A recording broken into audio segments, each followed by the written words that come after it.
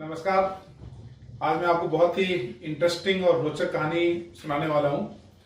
एक बार एक आदमी होता है जिसके 3 बेटे होते हैं और काफी बुजुर्ग हो जाता है आदमी, तो उसकी डेथ होने वाली होती है ऑलमोस्ट।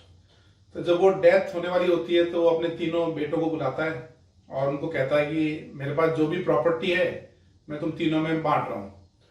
तो वो सबसे बड़े बेटे को बोलता है कि मेरे पास जो भी प्रॉपर्टी है 50% तुम्हारी।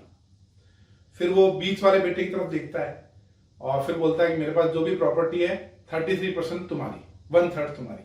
ठीक है। फिर वो तीसरे बेटे की तरफ देखता है और उसको बोलता है कि 1/9 प्रॉपर्टी तुम्हारी, और वो तीनों को डिवाइड कर देता है। एक को बोलता है हाफ, एक को 1/3, एक को 1/9। अब उसके बाद उस आदमी की डेथ हो जाती है। डेथ होने के बाद तीनों बेटे जब प्रॉपर्टी डिस्ट्रीब्यूट करने लगते हैं तो उनको पता चलता है कि प्रॉपर्टी जो है वो बेसिकली क्या है, 17 कैमल्स है, यानी 17 ऊंट है। वो उन तीनों को आपस में बांटने होते हैं। अब जो 17 ऊंट है वो 50% में डिवाइड नहीं हो सकते, 8.5 नहीं हो सकते। अब जो 17 ऊंट जो है वो बेसिकली क्या होंगे, 1/3 में भी डिवाइड नहीं हो सकते।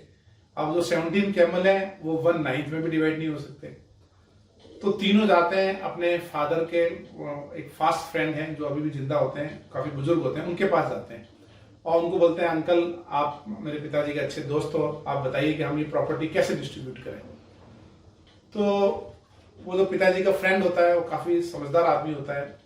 वो थोड़ी देर सोचता है, वो बोलता है कि यार मुझे ऐसा कुछ करना होगा कि इन तीनों के बीच झगड़े नहीं हो। तो उसके पास एक कैमल होता है, तो वो अपना कैमल उनको देता है। वो कहता है मेरा कैमल भी आप ऐड कर लो और फिर आप पूरा डिस्ट्रीब्यूशन कर लो। तो 17 कैमल तो उसके पास थे और उसका फ्रेंड का एक कैमल, यानी टोटल उनके पास 18 कैमल हो जाते हैं। अब वो उसको डिवाइड करते हैं। तो सबसे बड़े बेटे को मिलते हैं 9 कैमल, सेकंड वाले बेटे को मिलते हैं 1/3 यानी 6 उसको मिल जाते हैं। थर्ड वाले बेटे को मिलते हैं 1/9 यानी 2 उसको मिल जाते हैं। तो 9, 6 और 2 यानी 17 जो होंगे वो तीनों में डिवाइड हो जाते हैं और जो कैमल जो उसका अंकल फ्रेंड देता है वो वापस उसी के पास रह जाता है।